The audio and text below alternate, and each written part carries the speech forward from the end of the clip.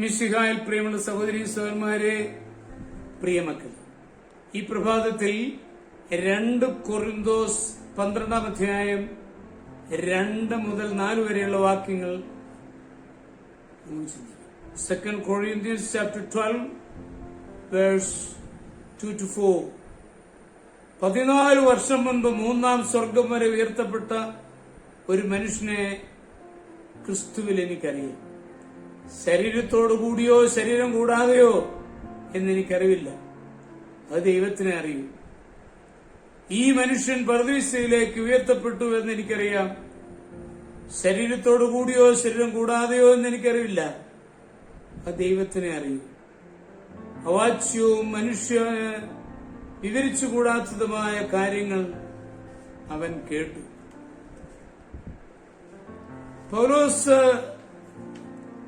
പറുദീസയുടെയും മഹോന്നത സ്വർഗത്തിന്റെയും അനുഭവത്തിലേക്ക് ഉയരുകയും സ്വർഗീയ ശബ്ദം ശ്രവിക്കുകയും ചെയ്തത് ഓർമ്മയിൽ പുതുക്കുകയാണ്.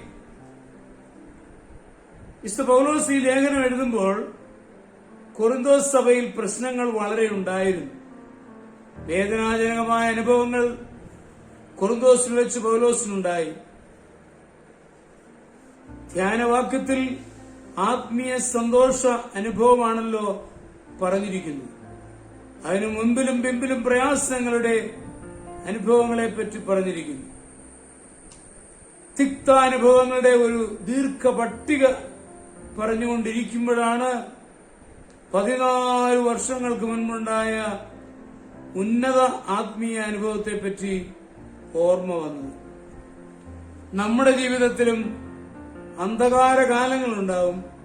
അപ്പോൾ നിരാശപ്പെടാതെ പൂർവ്വകാലങ്ങളിൽ ലഭിച്ച നല്ല അനുഭവങ്ങളെ ഓർത്ത് അതിലേക്ക് ഉയരുവാൻ ശ്രമിക്കണം. നമ്മുടെ കർത്താവിനും ചില അവസരങ്ങളിൽ മൂടൽ മഞ്ഞിൽ അകപ്പെട്ടതുപോലെയുള്ള അനുഭവങ്ങൾ ഉണ്ടായിട്ടുണ്ട്. എന്റെ ദൈവമേ, എന്റെ ദൈവമേ, എന്നെ എന്തുകൊണ്ട് നീ ഉപേക്ഷിച്ചു എന്ന് വിലപിച്ച നിമിഷങ്ങൾ നമുക്കറിയാം. നിങ്ങൾ അടുത്ത നിമിഷം പിതാവേ എന്ന് വിളിച്ച് സ്വന്തം ആത്മാവിനെ ഭരമേൽപ്പിച്ചു. പ്രതിസന്ധികൾ വരുമ്പോൾ ദൈവം കഴിഞ്ഞ കാലങ്ങൾ ചെയ്ത ഉപകാരങ്ങളെ സ്മരിക്കണം. നല്ല ഓർമ്മകൾ പ്രയാസങ്ങളുടെ പിടിയിൽ നിന്ന് നമ്മെ വിടുവിക്കും. അങ്ങനെ ജീവിതത്തിനൊരു പുതിയ വെളിച്ചം ഉണ്ടാകും. കാർമേഘത്തിൽ മഴവില്ല് പോലെയാണ് ദുഃഖകാലങ്ങളിലെ തിരിഞ്ഞു നോട്ടം.